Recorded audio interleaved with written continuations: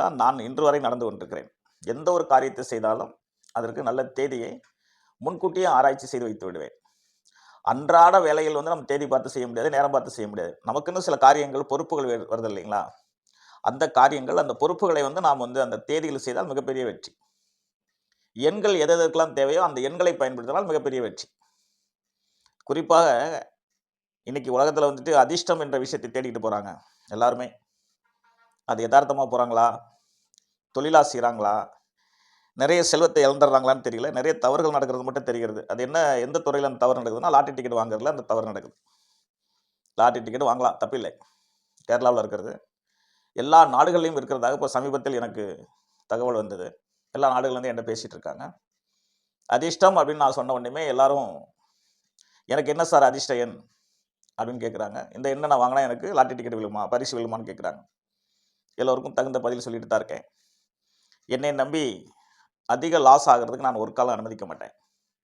விபரீத ராஜயோகம் என்பது எல்லோருக்கும் இருக்கக்கூடிய ஒன்று தான். ஆனால் அந்த விபரீத ராஜயோகம் எந்த ரூபத்தில் இருக்கும் என்பது யாருக்கும் தெரியாது. அதுக்கு பல வடிவங்கள் இருக்கிறது. அந்த காலத்தில் புதையல் இருந்தது. அப்புறம் பாட்டன் போட்ட சொத்து அப்படிங்கிற மாதிரி பூர்வீக சொத்து ரொம்ப பேருக்கு இருக்கு. அதே மாதிரி தத்து பிள்ளையாக போவாங்க, அது ஒரு அதிர்ஷ்டம் தான்.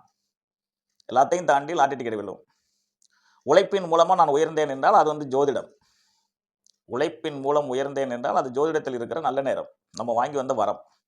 அந்த வரத்திற்குள்ளே ஒரு விபரீத ராஜயோகம் இருக்கிறது, திடீர் பணக்கார யோகம் அப்படின்னா அது லாட்டரி டிக்கெட் தான். மற்ற நான் முன்னாடி சொன்ன கான்செப்ட் தான். அந்த அடிப்படையில் இந்த லாட்டரி டிக்கெட் கூட என்னைக்கோ ஒரு நாள் ஐயப்பனை பார்க்க போகும்போது வாங்குறோம் சார் அப்படின்னா, இப்போ நான் சொன்ன எண்களில் அந்த 6 எண்களையும் கூட்டி லாஸ்ட்டாக ஒரு எண் வரும். அது உங்களுடைய அதிர்ஷ்ட எண்ணாக இருந்தால் வாய்ப்புகள் அதிகம். நடந்தே தீரும் நான் சொல்ல மாட்டேன், வாய்ப்புகள் அதிகம். நம்மளுடைய அதிர்ஷ்ட எண் நமக்கு நன்மை தானே செய்ய முடியும். அதுக்கு காலம் ஒத்துழைப்பு தர வேண்டும். அதில் உங்களுடைய ஜாதகத்தில் விபரீத ராஜயோகம் என்று ஒன்று இருக்க வேண்டும். அதுக்கு சாதகமான திசைகள், புத்திகள் நடக்க வேண்டும். அப்படி நடந்தால் மட்டும்தான் அது சாத்தியம். ஆகவே 7ஆம் தேதியில் பிறந்தவர்கள் நான் கூறிய அதிர்ஷ்ட எண்களை பயன்படுத்தி, அதிர்ஷ்ட நாட்களையும் பயன்படுத்தி உங்கள் வாழ்க்கையில் வெற்றி பெற வேண்டும் என்று வேண்டி விரும்பி கேட்டுக்கொள்கின்றேன். எல்லோரும் எல்லா நலங்களும் பெற்று வாழ அன்னை பராசக்தியிடம் வேண்டிக் கொள்கின்றேன். இது உங்களுக்கான பதிவு. பயன்பெறுங்கள், வெற்றி பெறுங்கள். வாழ்த்துக்கள். வாழ்க வளமுடன். நன்றி, வணக்கம்.